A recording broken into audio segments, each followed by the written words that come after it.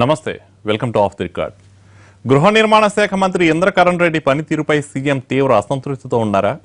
ప్రభుత్వానికి ప్రతిష్టాత్మకమైన double bedroom పథకాన్ని పరుగులు పెట్టించడంలో మంత్రి వైఫల్యంపై సీఎం సమీక్షిస్తున్నారా? కేబినెట్లో ఉన్న మరో కీలక నేతకు ఆ బాధ్యతలు అప్పగించబోతున్నారా?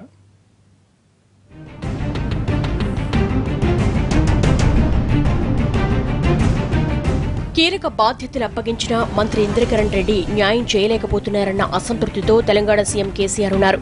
ప్రభుత్వానికి ప్రతిష్టాత్మకమైన పథకంపైన మంత్రి సరైన శ్రద్ధ చూపలేకపోతున్నారని భావిస్తున్న ప్రభుత్వాధినేత ఇంకా వేచి చూస్తే లాభం లేదనే నిర్ణయానికి వచ్చారట. అందుకే ఇంద్రకరణ్ రెడ్డి నుంచి ఆ బాధ్యతలను వేరే మంత్రికి అప్పగించాలని నిర్ణయించారని సమాచారం. బీఎస్పీ ఎమ్మెల్యేగా నిర్మల్ నుంచి గెలిచిన ఇంద్రకరణ్ రెడ్డి అనూహ్యంగా తెలంగాణ ప్రభుత్వంలో మంత్రి అయ్యారు. గృహ నిర్మాణ శాఖతో పాటు దేవాదాయ శాఖను ఇంద్రకరణ్ రెడ్డికి అప్పగించారు. జూన్ 2తో టీఆర్ఎస్ సర్కారు 3 ఏళ్లు పూర్తి చేసుకుంటున్న సమయంలో శాఖల వారి పనితీరును సమీక్షించుకుంటే ఇంద్రకరణ్ రెడ్డి పర్ఫార్మెన్స్ పై సీఎం తీవ్ర అసంతృప్తితో ఉన్నారంటున్నారు.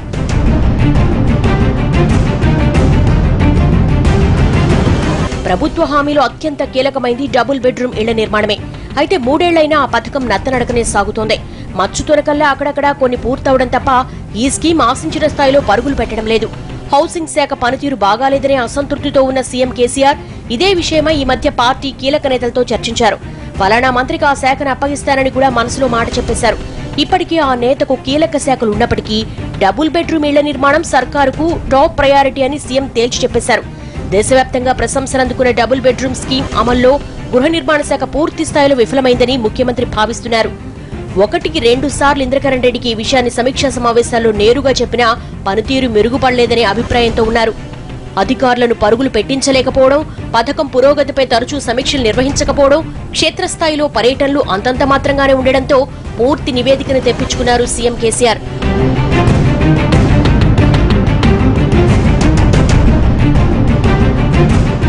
డబుల్ బెడ్రూమ్ ఇళ్ల నిర్మాణం ప్రతిపాదనపై దేశవ్యాప్తంగా ప్రశంసలు రావడం, మరోవైపు కేంద్ర ప్రభుత్వం కూడా మెచ్చుకోవడంతో విపక్షాలు కూడా ఈ స్కీమ్ ని టార్గెట్ చేశాయి.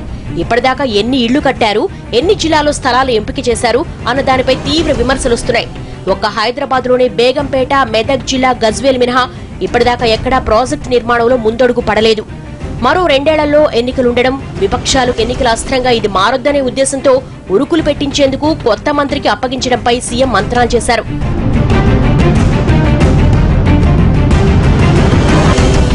శాఖల మార్పుల విషయంలో గతంలోనూ నిర్మోహమాటంగా వ్యవహరించారు కేసీఆర్. విద్యాశాఖ నుంచి మంత్రి జగదీష్ రెడ్డిని విద్యుత్ శాఖకు మార్చారు. లక్ష్మారెడ్డిని విద్యుత్ శాఖ నుంచి వైద్యారోగ్య శాఖకు మార్చారు. ఇప్పుడు కూడా ఇంద్రకరణ్ రెడ్డికి శాఖ కోత పెట్టడం దాదాపు ఖాయమైంది. ప్రభుత్వంలో ఉన్న ఒకరిద్దరు మరో మంత్రికి ఈ శాఖను అప్పగించడం వల్ల తలెత్తే ఇబ్బందుల్ని ముఖ్యమంత్రి ముందుంచారు.